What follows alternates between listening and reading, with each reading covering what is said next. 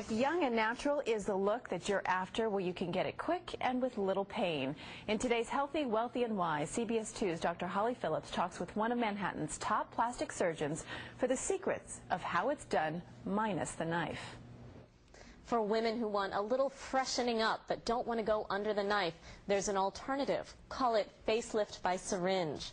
In the United States alone last year, there were nearly 3.2 million injections of Botox given and almost 1.6 million of the filler Restylane. With me today to talk beauty is Dr. Paul Lorenc. He's a Park Avenue plastic surgeon affiliated with Lenox Hill Hospital and a clinical professor at New York University School of Medicine. He's also the author of the international bestseller, A Little Work, The Truth Behind Plastic Surgery's Park Avenue Facade. Welcome. Thank you. So 3.2 million Botox injections. Is anyone left who hasn't had Botox? Well, this is just the beginning. This is just the beginning of really a lot of patients coming into our offices and having Botox injection, not only Botox injections, but also Restylane injections or fillers. And it really is a way to rejuvenate your face without doing any surgery. Who are these procedures best for? Usually it's mostly women, about 91% statistically speaking. Mostly women, 30s, early 40s. But I also use it in my practice in patients who have undergone a facelift, for instance, a surgical facelift, and just to maintain this wonderful post-operative look. And Dr. Lorenc, what's your approach? How do you decide where to put the Botox, where to do fillers like Restylane? We typically think in terms of the upper third of the face and the lower two-thirds of the face. Botox, which relaxes the muscle, it's usually applied in the upper third of the face, relaxes the muscles, gets rid of the lines on the forehead or around the eyes. Fillers such as Restylane or Perlane, which has just recently been approved by the FDA, is used on the lower two-thirds, fills the depressions, can augment the cheeks.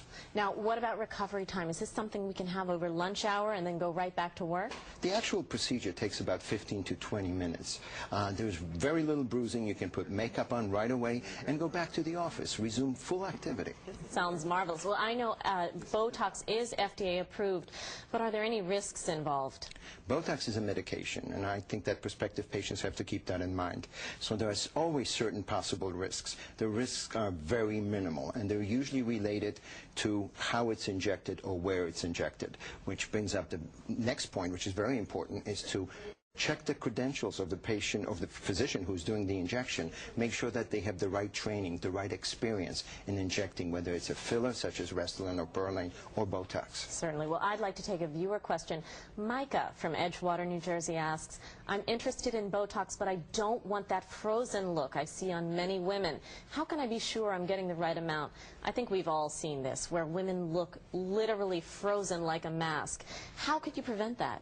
Well, it's about the technique. Make sure that the doctor that you are seeing has the experience, has the training.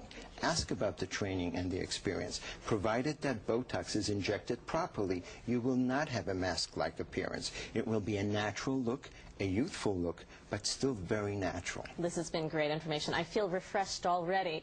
And this is today's dose of Healthy, Wealthy, and Wise. Back to you.